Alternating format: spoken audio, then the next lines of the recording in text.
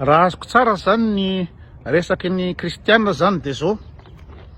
Andriamanitra zany a naniraka ny tenany nidina aty ambony tany a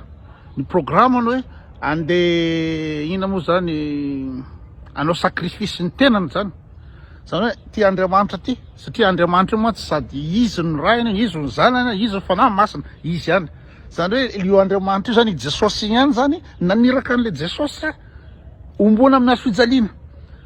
De izy zany nanao ny cinéma zany izy hoe aleo rangaha mody mivadika olombelona zany de miditra anatina vierge zany i Jesosy de andeha hanao sorona ny tenany,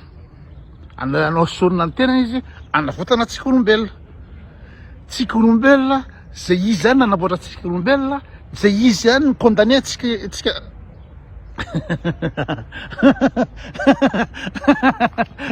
zany hoe namboarin'Andriamanitra, namboarin'i Jesosy tsika olombelona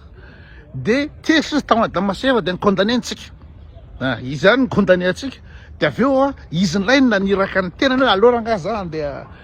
saly aniraka ny tenany andeha ary inona moa zany ampijaliana eo amin'ny hazofijaliana, anavotany atsika zay izy zany condamné atsika. Lena ohatra vevologna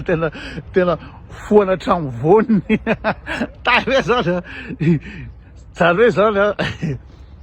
ndasa aviako tsara fa tsy azoko tsara zany hoe Andriamanitra zany naniraka ny tenany mba ina moa zany omboana amin'ny hazofijaliana, anao sorona ny tenany mba hanavotana atsika zay izy zany ny condamné atsika.